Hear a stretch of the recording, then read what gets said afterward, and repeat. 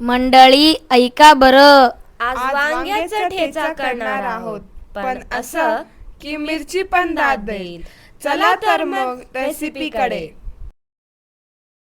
चला तर मग आपण रेसिपीला सुरुवात करूया. इथे मी पाव किलो वांगे घेतलेली आहेत आणि पाव किलो दोडका किंवा गिलके असे स्वच्छ धुवून असे उभे काप करून घेतलेले आहेत. तुम्ही बघू शकता इथे. आणि इथे मी एका तव्यावरती एक मोठा चमचा तेल घेतलेला आहे. आणि आता आपण इथे छानपैकी ह्या दोन्ही भाज्या मस्त कुरकुरीत होईपर्यंत भाजून घेऊया. तुम्ही बघू शकता इथे मी आधी वांगे छान असं भाजून घेत आहे. तर मंडळी, तुम्हाला जर माझी ही रेसिपी आवडली असेल तर लाईक शेअर करा आणि चॅनलवरती जर तुम्ही नवीन असाल तर सबस्क्राईब करा आणि असेच छान छान रेसिपीज बघण्यासाठी तुम्ही बेल आयकनला प्रेस करा. बघा, तुम्ही बघू शकता इथे छान असे मस्त वांगी भाजलेली आहेत. आता आपण हे एका प्लेटमध्ये काढून घेऊया. ही भाजी तुम्ही भाकरीसोबत, चपातीसोबत किंवा भातासोबतही तुम्ही खाऊ शकता. त्याच तव्यामध्ये आपण इथे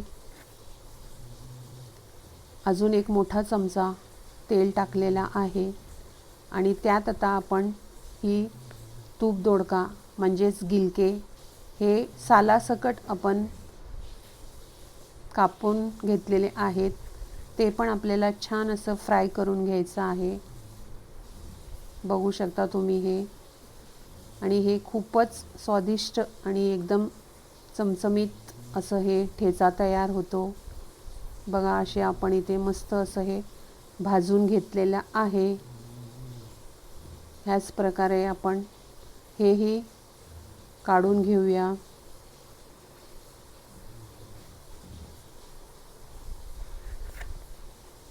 मंडळी, मुलं आपली दोडका किंवा वांगं खात नाही आहेत.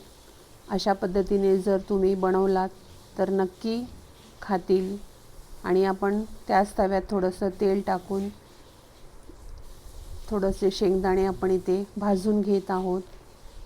शेंगदाणे थोडेसे भाजले की आपल्याला त्यात टाकायची आहे हिरवी मिरची. आता हे आपण छान भाजून घेऊया. तिखट तुम्ही कशा प्रकारे खाता, कमी जास्त तुम्ही इथे वापरू शकता. आणि इथे मी 10-12 पाकळ्या लसणाचे वापरलेले आहेत. लसणाने हे ठेच्याची चव एकदम भारी होते. तुम्ही बघू शकता असं छान आपण भाजून घेतलेलं आहे. हेही आपण आता काढून घेऊया.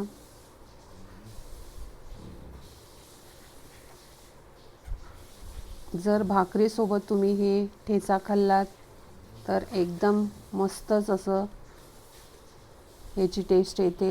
आणि इथे आपण थोडेफार कोथिंबीरचे काड्या टाकलेल्या आहेत आणि चवीपुरतं मीठ टाकायचं आहे. आणि हे आता तुम्ही पाटावरवंट्यावरही तुम्ही हे वाटून घेऊ शकता. इथे मी मिक्सरमध्ये वाटत आहे, पण हे आपल्याला थोडंसं जाडसर वाटून घ्यायचं आहे. हे बघा, अशा प्रकारे आपण हे मिक्सरमधून काढून घेतलेले आहे. आता एका तडक्याच्या पॅनमध्ये आपण 2 चमचा तेल, 1 चमचा मोहरी, 1 चमचा जिरे असं टाकलेलं आहे. मोहरी जिरं तडतडलं की आपण इथे गॅस बंद करूया.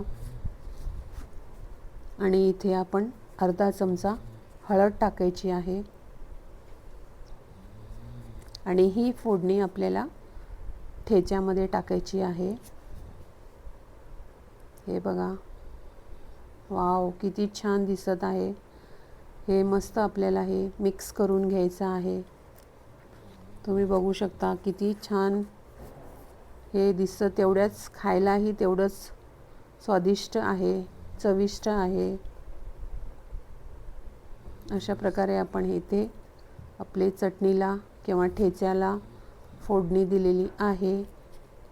आणि आता आपण इथे टाकणार आहोत बारीक चिरलेली कोथिंबीर आणि एक आपण मोठा कांदा बारीक कापून घेतलेला आहे ते टाकत आहोत. हे सर्व आपण आता छान असं मिक्स करून घ्यायचं आहे. तुम्ही बघू शकता किती छान दिसत आहे. खायलाही तेवढंच भन्नाट हे ठेचा लागतो. अशा प्रकारे छान छान व्हिडिओज बघत राहा. नेहमी आनंदी राहा, नेहमी खात राहा. असा ठेचा की तुम्ही म्हणाल ओहो एकदम भारी.